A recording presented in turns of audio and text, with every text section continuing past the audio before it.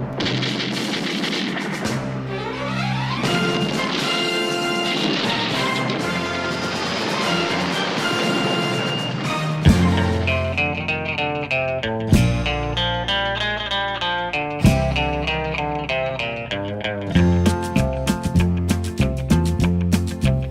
well, back out in the garage, and today I'm going to start to fit the fuel tank onto Barney. If you don't remember, it's a CB500T fuel tank, and I've already made a little bit of progress, and I've been able to get the original CB500 rubber mounts to sort of work with Barney, and I've also come up with a solution on how I'm going to mount the street tracker rear seat fender and combo. Gotta fit some parts first and then like work from the forward to the back of the bike and kind of fit things as I go. And so I'm doing what I can right now until I can scrounge up the cash to buy the welder. You notice Barney's fuel tank is mounted. How the hell did Mike do that, you ask? Well, it's not actually fully mounted at the back. I found original factory mounts for a CB500T fuel tank for the front and rear, and on the front ones I had to modify them, and just like I thought I'd be able to, I was able to make them work with Barney. On the front of the CBs, whether it's a 500, CB750, like all the CBs and many other Hondas have these cups here that hold a rubber bushing, but Barney didn't have that. If you look, Barney's fuel tank has these front kind of dog-eared tabs. So what I did was I took the metal, it's like a steel post on the Honda Rebel's frame, and these are the original mounts for Honda CB style fuel tank, and this one was one of my fails, but that one came out right. There's a hole. This hole's much bigger. I opened it up with a die you use to punch out the ends of rubber grips for handlebars. And with a big enough hammer and enough patience and screwing one of these up, I was able to make two mounts reusing Barney's original mounting points for the dog-eared tabs, which would have screwed into that hole there. So that gives a place for the front of the tank to mount. Now, this is the original mounting spot for Barney's tank, and we'll come back to this in a minute. I'm going to reuse this to make a subframe. How I made these was I used and there's a couple companies that make them. This one's a Tusk grip end cutter, and it's just a couple of dies, one for a 1-inch, one for a 7/8. And I used the 7/8 to punch a hole out in a couple of these. I ordered plenty of extras so I could screw them up, but I got two that worked. So in addition to that, I also got this. The CB style fuel tank has a really weird way that it mounts in the back.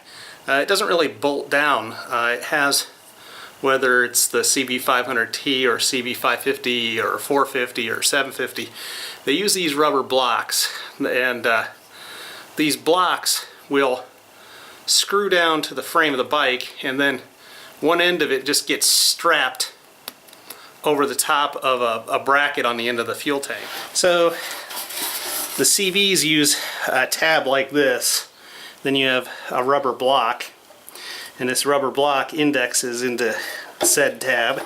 So what you do is this guy here goes over this bracket, and then the end of it flips up over that tab, and with the front pressure and then the seat on top of that, that's the only thing that holds the CB tank in. It's kind of a stupid design. Anyhow, I'm going to use this because it fits the tank perfectly, and it allows me to mount the tank to Barney without modifying either Barney or the fuel tank. So if I planned this all out right, I'll be able to reutilize these front cups plus the rear rubber block to mount this fuel tank on the Barney like so. And these cups just scooch over the rubber mounts,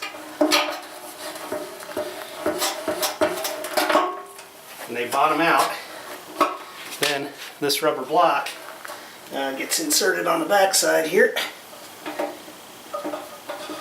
like so.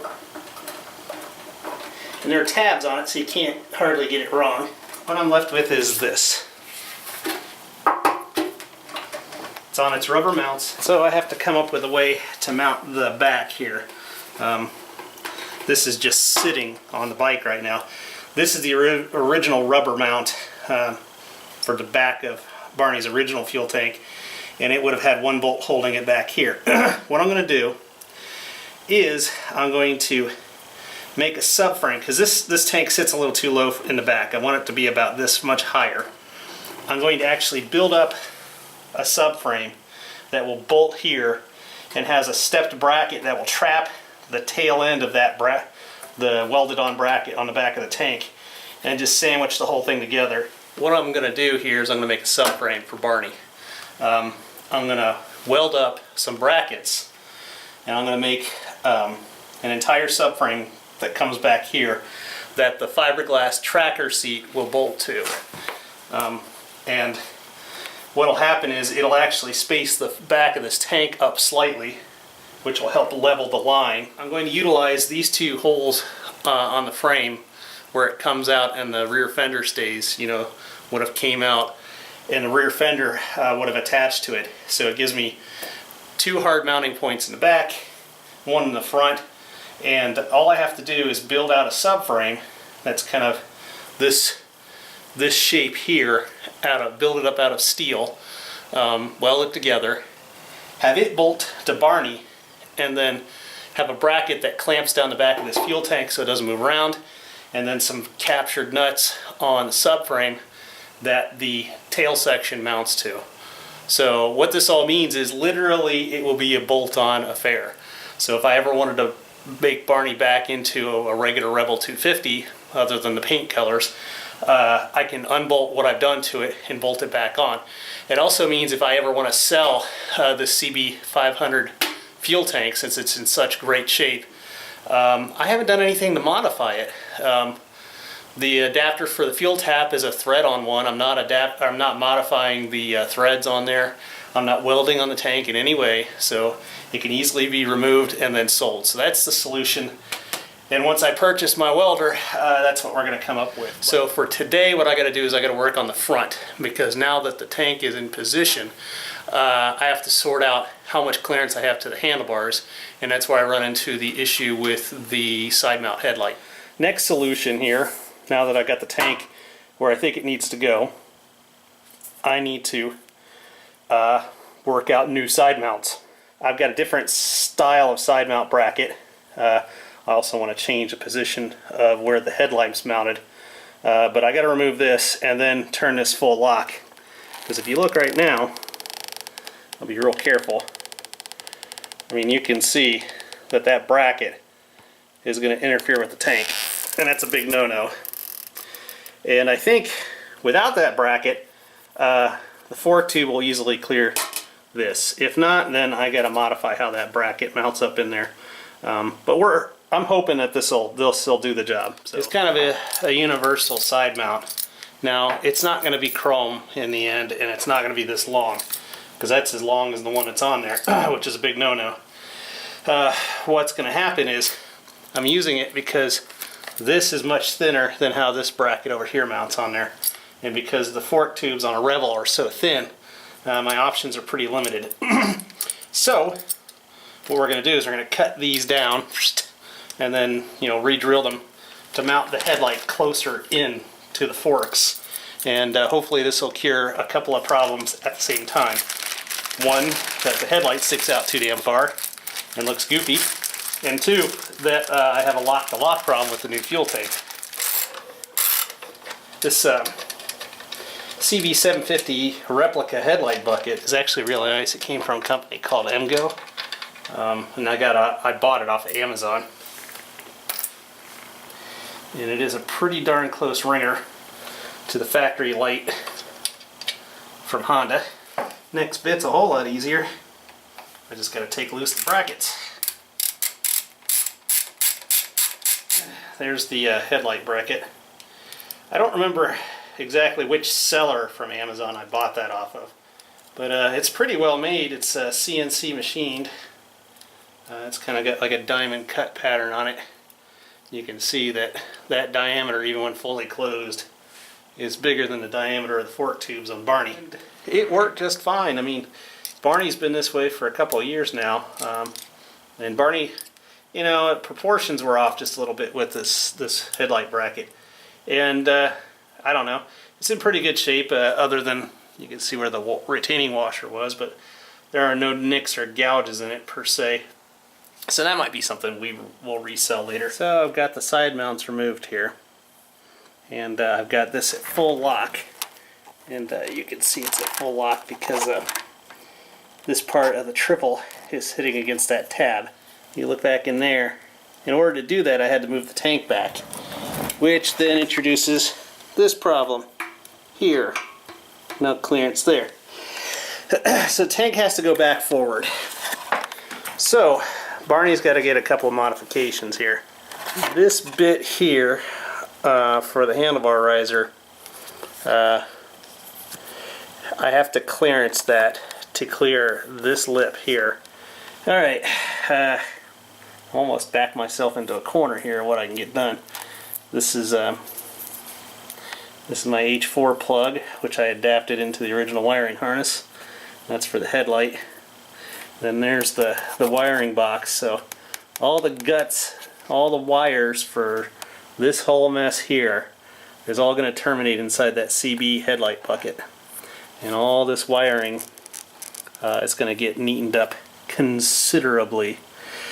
I think the next step I'm going to do here, and probably call it quits until I noodle out how I'm going to resolve this, is to start disassembling the wiring connectors inside this box, and take the speedo off, take the tacho off, take these wires loose here so I can free all this stuff up, and then see where my actual lock-to-lock is. And now the rat's nest of wires that lives under this cover. It's hard to believe that I had all that stuff so neatly packed in there. I have to take the speedo off. My Honda shop manual has the color coding for all of this stuff, so I mean it's pretty easy to figure out what goes where and what. I need to disconnect all this so that eventually I can pack it inside the CB headlight bucket. I'm just going to go ahead and disassemble a bunch of this stuff here on the controls, because I got to figure some different ways to do this stuff here. For starters, mounting the speedo and the lights here. It's really just a flat piece of steel. So I got to come up with a new way to do this, because I want to incorporate the tachometer into this and then clean this whole mess up. Alright, so I took the speedo off, and the tachometer, the Bikemaster tachometer that was on this bike. Now I am taking the blue collar bobber kit to flip the risers around. I'm removing that. Handlebars off next, and I'm not going to unwire all these controls, so I'm just going to lay the bars over on the fender, and I've got the fender wrapped with a towel. Get these factory risers off. The blue collar bobber kit, all it does is it takes this riser and it spins it 180 degrees around. That's where it would sit from the factory, and then it spins it this way.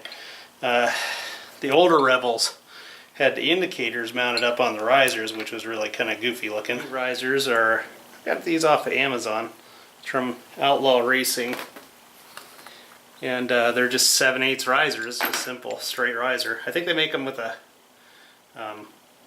ones that are taller also, but these will work with Barney. I got the risers all bolted on.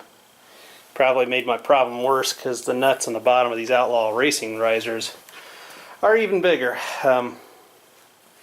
So I have to get the tank back on there and see how it looks. Barney's coming along. Got some degreasing to do there. And does look cool. I'm going to polish the paint on there a little bit.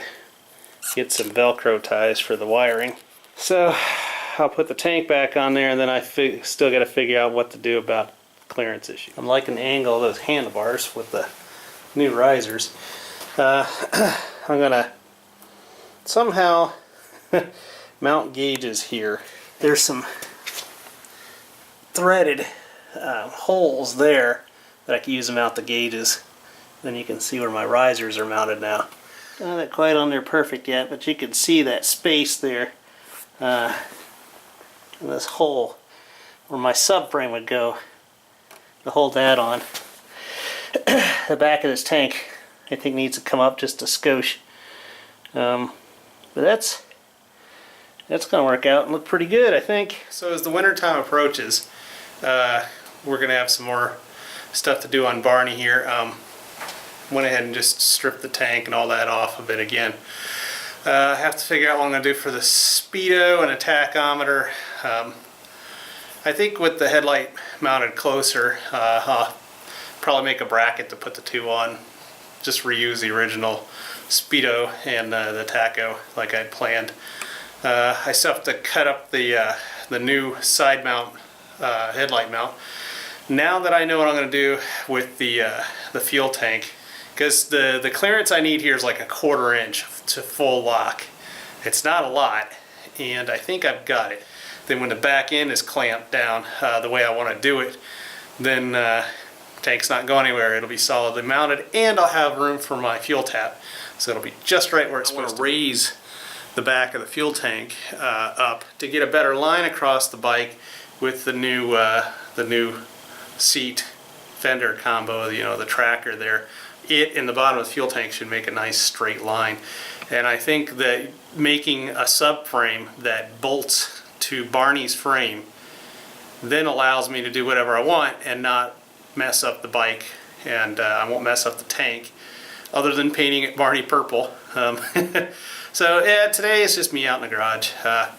Mel had some stuff that she needed to take care of, and we don't always, you know, it isn't always us both out here in the garage all the time. And a lot of this stuff is super detailed, especially digging into the electronics. I got the wiring all tore apart, and it's probably a little bit beyond most mechanic skill level, let alone Melly, who's really just getting into all this stuff. So I'm going to cut our break this time. It's not the same without Melly out here in the garage, is it? So until next time, and hopefully next time I will have noodled out a way to mount the tank. I will have maybe the welder. I don't know. I got to get some money saved up for that.